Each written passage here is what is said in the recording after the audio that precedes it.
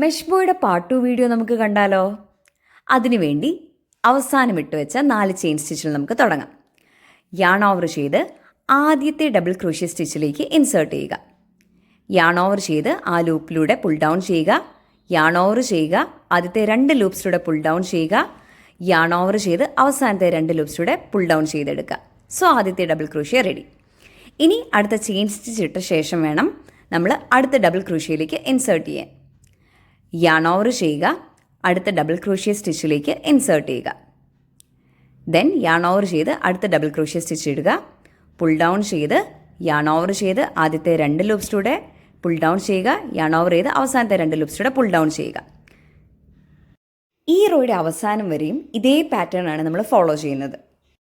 ഇനി ഒരു റോ കൂടി വേണമെന്നുണ്ടെങ്കിൽ നമുക്ക് 4 ചെയിൻ സ്റ്റിച്ച് ഇട്ട് ഇത്രയും നേരം ചെയ്ത സെയിം പാറ്റേൺ ഫോളോ ചെയ്യാം.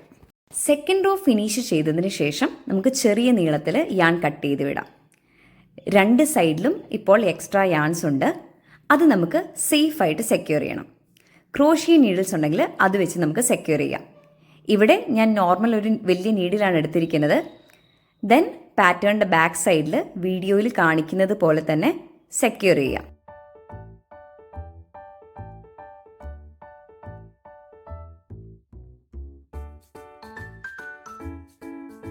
നീഡിൽ ബാക്കിലൂടെ ഇൻസേർട്ട് ചെയ്തതിന് ശേഷം നമുക്ക് മുകളിലേക്ക് വലിച്ചെടുക്കാം.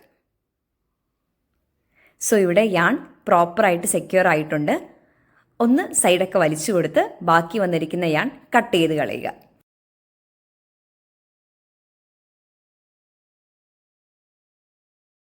ഇനി നമുക്ക് പാറ്റേൺ ബോ ഷേപ്പിൽ അറേഞ്ച് ചെയ്യാം. സെൻറ്ററിലൂടെ എക്സ്ട്രാ ഒരു യാൺ എടുത്ത് കെട്ടിക്കൊടുക്കുക. ബാക്കിൽ ഒരു നോട്ട് ഇട്ട് നമുക്ക് സെക്യൂർ ചെയ്യാം. ഇനി മുൻപ് കാണിച്ചതുപോലെ നീഡിൽ ഇൻസേർട്ട് ചെയ്ത് എക്സ്ട്രാ വന്നിരിക്കുന്ന യാൺ 2 സൈഡിലും പ്രോപ്പറായിട്ട് സെക്യൂർ ചെയ്യുക. ഇത്രയേ ഉള്ളൂ, നമ്മുടെ മെഷ് ബോ ഇവിടെ റെഡി ആയിട്ടുണ്ട്.